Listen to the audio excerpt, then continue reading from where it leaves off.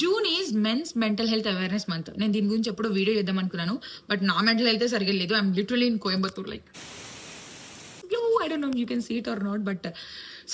But నేను ఈరోజు పొద్దున ఒక పోస్ట్ చూసాను. దాంట్లో ఏమనుందంటే ఇది mental health awareness month, but ఫెమినిస్ట్లు ఏం పట్టించుకోరు అట్లా ఇట్లా అని చెప్పి. I feel really bad. అంటే మీకు అంత పెద్ద పేజ్ ఉంది, మీరెందుకు మాట్లాడలేదు? ఇంతమంది సిగ్మా బాయ్స్ ఉన్నారు ఇన్స్టాగ్రామ్ లో, చాలా మంది మీన్ పేజెస్ అన్ని కూడా మెన్నే హ్యాండిల్ చేస్తుంటారు. మీరు ఎందుకు మాట్లాడలేదు వాటి గురించి? ఫెమినిస్ట్లు ఎందుకు మాట్లాడలేదు, వాళ్ళు ఎందుకు మాట్లాడలేదు అని అడిగే బదులు మీరే ఇన్ఫర్మేషన్ ఇవ్వచ్చు కదా, మీరే మాట్లాడొచ్చు కదా వాటి గురించి. మేబీ అలా మాట్లాడితే మీకు వ్యూస్ లైక్లు రాకపోవచ్చులే. అదే ఒకవేళ అమ్మాయిలను తిట్టడమో లేకపోతే ఫెమినిస్ట్లను తిట్టడమో ఇలాంటి వాటికైతే వ్యూస్ కమెంట్లు ఎక్కువ వస్తాయి కదా, తిట్టుకుంటా అనుకుంటా. ఎనీవే, వాళ్ళు మాట్లాడకపోయినా సరే, let's talk about men's mental health. ఎందుకంటే మనకు జరుగుతున్న సూసైడ్ లో 72% సూసైడ్ చేసుకునేది అబ్బాయిలే, అండ్ హార్ట్ అటాక్స్ వచ్చేది కూడా అబ్బాయిలకే.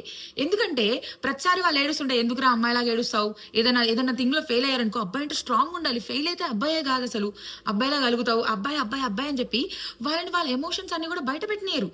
వాళ్ళు నువ్వు ఏడవనిస్తలేవు, ఎమోషన్స్ బయట పెట్టినిస్తలేవు, అప్పుడు వాళ్ళ ఎమోషన్స్ అన్ని కూడా బాటిల్ అప్ అయ్యి స్ట్రెస్ పెరిగి ఈధర్ వాళ్ళు సూసైడ్ అటెంప్ట్ చేస్తున్నారు, లేకపోతే వాళ్ళు అవి కూడా చేయకపోతే వాళ్ళ ఫ్యామిలీ గురించి ఆలోచించి ఆ స్ట్రెస్ ఎక్కువై వాళ్ళకి హార్ట్ అటాక్లు వస్తున్నాయి. And so unfortunate. And also ఈ ఫినాన్షియల్ బర్డెన్ కూడా అబ్బాయిలకి ఎక్కువ ఉంటుంది. వాళ్ళే అప్పులను తీర్చాలి, వాళ్ళకే వాళ్ళే ఫ్యామిలీ చూసుకోవాలి, వాళ్ళే breadwinner of the house ఉండాలి అని చెప్పేసి. ఇప్పుడు అబ్బాయిలు కూడా చాలా మంది చదువుకుంటున్నారు, they are also well educated, they are also earning well. ఇప్పుడు మీరు ఒక పార్ట్నర్ని సెలెక్ట్ చేసుకునేటప్పుడు ఆమె ఏం బట్టలు వేసుకుంటుంది అట్లా ఇట్లా అని చెప్పి మీరు ఆ లో స్టాండర్డ్ దగ్గర ఉండకుండా think about, okay for example మేమిద్దరం పెళ్లి చేసుకున్న తర్వాత ఒకవేళ నా బిజినెస్ దొబ్బింది, నా జాబ్ దొబ్బింది, what she can offer to me? ప్రపంచం అంతా కూడా నాకు ఏలెత్తి చూపిస్తున్నారు, what kind of emotional support she could give to me? ఆమె ఎంత కంపాషనేట్, ఆమె ఎంత స్ట్రాంగ్ పర్సన్, నేను ఎంత గ్రో అవుతాను, ఆమె నుంచి నేనేం నేర్చుకోగలుగుతాను, ఆమె వల్ల నేను ఎంత ఇండివిజువల్ గా గ్రో అవుతాను, ఇవి ఆలోచించాలి మీరు ఒక పార్ట్నర్ని సెలెక్ట్ చేసుకునేటప్పుడు. And also please take therapy అంటే ఏదో పిచ్చోలు తీసుకునేది కాదు, మనం ఎమోషన్స్ ని ఎలా హ్యాండిల్ చేసుకోగలుగుతాము ఇన్ ఎ బెటర్ వే అనేదే నేర్పిస్తుంది థెరపీ తీసుకోవడం వల్ల. And also please choose your role models wisely.